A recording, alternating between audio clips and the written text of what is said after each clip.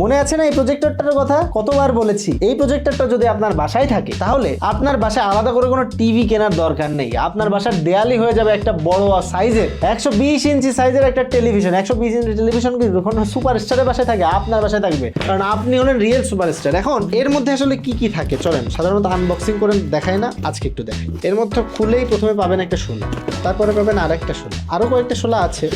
এই যে এখানে দেখছেন আরেকটা শোলা। এই জিনিসটা হ্যাঁ একদম ইনটেক মালামাল। এটাতে কিন্তু আপনি দেখতে পারেন পাশাপাশি আর কি আছে।